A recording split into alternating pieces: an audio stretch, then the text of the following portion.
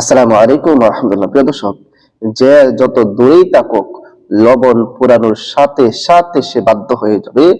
লবণ পোড়ানোর সাথে সাথে সে আপনার নিয়ন্ত্রণে এসে যাবে। খুবই কার্যকরী, পাওয়ারফুল, ক্ষমতা সম্পন্ন একটি আমল আজকে আপনাদের সাথে শেয়ার করতে যাচ্ছি। ভিডিওটি শেষ পর্যন্ত দেখুন, দেখলেই বুঝতে পারবেন প্রিয় দর্শক কত কার্যকরী, কত দামি। হ্যাঁ প্রিয় দর্শক, যার জন্য আমল করবেন সে আপনার বাধ্য হয়ে যাবে, সে আপনার নিয়ন্ত্রণে চলে আসবে লবণ পোড়ানোর সাথে সাথে। হ্যাঁ প্রিয় দর্শক, আমলটি কিভাবে করবেন বিস্তারিত ভাবে আমি ভিডিওর মাঝে আলোচনা করব।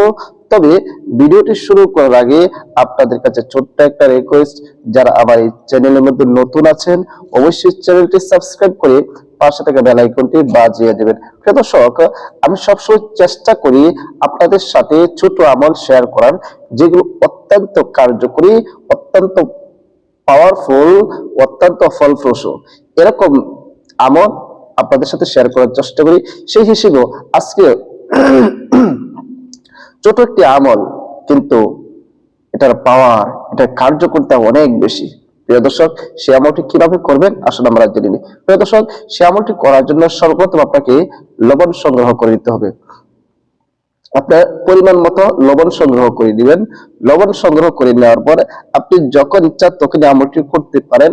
তবে আমলটি করার আগে অবশ্যই উযু করে নেবেন, পবিত্র হয়ে নেবেন এবং নিরিবিলি স্থানের মধ্যে বসে যাবেন।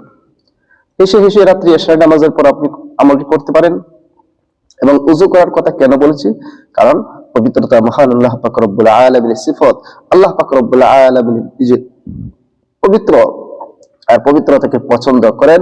সুতরাং কেউ যদি পবিত্র হয়ে কোনো কাজ করে, সেই কাজের গ্রহণযোগ্যতা, সেই কাজের কার্যকরিতা অনেক বেড়ে যায়। এই জন্য বলেছি উযু করে পবিত্র হয়ে এরপর আপনি আমলটি করবেন। প্রিয় দর্শক, তাহলে আসুন, আপনি মনে করেন উযু করে পবিত্র হয়ে নিলেন এবং আপনার সামনে লবণটা রাখলেন। রাখার পর আপনি সর্বপ্রথম 3 বার ইস্তিগফার পাঠ করে নেবেন। যে কোনো ইস্তিগফার পড়েন, আপনি যেটা পারেন সেটাই পড়ে নেবেন। আমি যেটা পড়তেছি সেটা পড়তে হবে সেটা কিন্তু আমি বলি নাই, আপনি যেটা পারেন।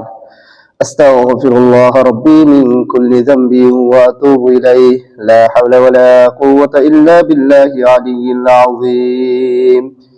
এটা পড়তে পারেন, অথবা শুধু আস্তাগফিরুল্লাহ এতটুকু পড়তে পারেন, অথবা লা হাওলা ওয়ালা কুওয়াতা ইল্লা বিল্লাহ এতটুকু পড়তে পারেন। আস্তাগফিরুল্লাহ রাব্বি মিন কুল্লি যামবি ওয়া আতুবু ইলাইহি এটাও পড়তে পারেন, অথবা আস্তাগফিরুল্লাহাল্লাযী লা ইলাহা ইল্লা হুয়াল হাইয়ুল কাইয়্যুম ওয়া আতুবু ইলাইহি লা হাওলা ওয়ালা কুওয়াতা ইল্লা বিল্লাহি আলিয়্যিল আযীম। মানে আপনার যেটা পছন্দ হয়, যেটা আপনি পারেন সেটা আপনি করে নেবেন আর কি। ইস্তিগফার পাঠ করার পরে এরপরে প্রিয় নবী সাল্লাল্লাহু আলাইহি ওয়াসাল্লামের উপর 3 বার দরুদ শরীফ পাঠ করে নেবেন। যে কোনো দরুদ শরীফ পারেন। আমি দরুদ ইব্রাহিম পড়তেছি, যে দরুদ শরীফ আমরা নামাজের মধ্যে পড়ে থাকি।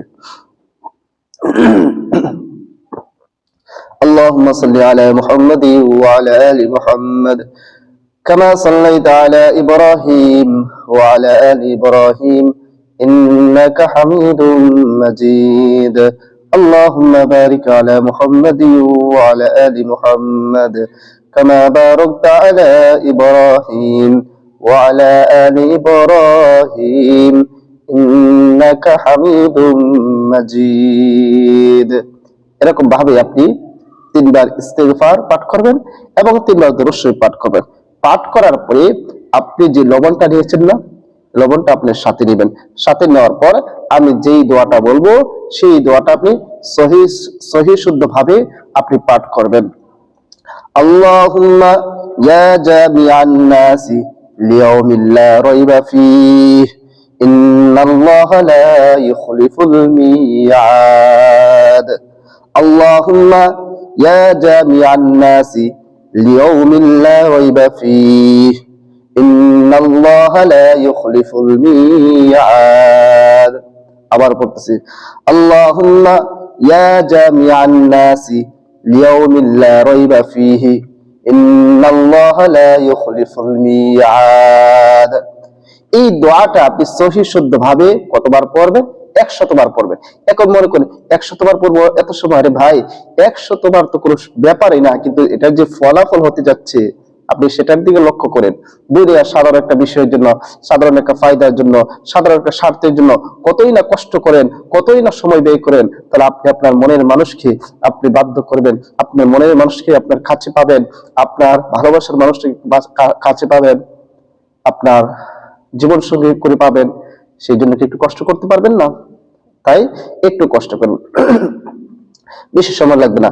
আপনি এই দোয়াটা, ইয়া জামিআন নাসি লিয়াউমিল লা রাইবা ফিহি ইন্নাল্লাহা লা ইখলিফুল মিয়াদ, এই দোয়াটি 100 বার পড়বেন। 100 বার পড়া যখন শেষ হয়ে যাবে, তখন যে আপনি লবণ নিয়েছেন, সেই লবণের মাঝে একটু ফু বা দম করবেন।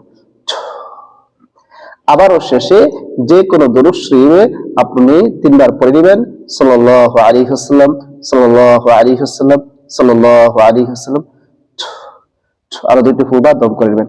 গুরুত্বপূর্ণ কথা রয়ে গিয়েছে, কেউ স্কিপ করবেন। প্রিয় দর্শক, আপনি যখন লবণের মাঝে ফু দিবেন, তখন যার জন্য আপনি আমলটি করতেছেন তার নাম, মায়ের নাম, পিতার নাম লাগবে না, শুধু তার নাম এবং নিজের নাম নিয়ে সেই লবণের মাঝে ফু দিবেন। ঠিক আছে? আপনার আমল করা শেষ। এখন প্রতিদিন রাত্রির বেলা যখন গভীর হয়ে যাবে, আপনি লবণগুলো নিরিবিলি ভাবে পোড়াবেন। নিরিবিলি ভাবে কি করবেন? আগুনের মাঝে পোড়াবেন এবং মনে মনে যার জন্য আপনি আমলটি করতেছেন তার নাম নেবেন। হে আল্লাহ, অমুককে আমার জন্য বাধ্য করে দাও, আমি অমুককে হালাল ভাবে জীবন সঙ্গী করে পাইতে চাই, অমুককে আমার জীবন সঙ্গিনী করে পাইতে চাই, আমার স্বামীকে আমার বাধ্য করে দাও, আমার স্ত্রীকে আমার বাধ্য করে দাও। এরকম ভাবে আপনি আল্লাহ তাআলার কাছে দোয়া করবেন আর আগুনের মাঝে লবণগুলো পোড়াবেন। প্রিয় দর্শক, এরকম ভাবে যদি আপনি 3 দিন 7 দিন 21 দিন আমলটি করতে পারেন, আল্লাহ তাআলা হয়তো আপনার যদি কল্যাণ রাখে, অবশ্যই অবশ্যই ভালো ফলাফল পাবেন। তবে আল্লাহর উপর পূর্ণ আস্থা রেখে সহি শুদ্ধভাবে আমলটি করতে হবে। প্রিয় দর্শক, ভিডিওটা বেশি করে শেয়ার করে দিবেন। আরেকটি কথা বলে দিই, অনুমতি নিতে হবে, আপনাদের অনুমতি দেওয়া, ব্যাপকভাবে আপনাদের অনুমতি দেওয়া। শুধু একটি ছোট একটা শর্ত, সেই শর্তটা কি? ভিডিওর মাঝে একটি লাইক করবেন, কমেন্ট করবেন আর শেয়ার করে দিবেন। আপনাদের অনুমতি নিয়ে অপেক্ষা করতে হবে। প্রিয় দর্শক, ভিডিওটা বেশি করে শেয়ার করে দিবেন। সবাইকে অসংখ্য ধন্যবাদ। আসসালামু আলাইকুম ওয়া রাহমাতুল্লাহ।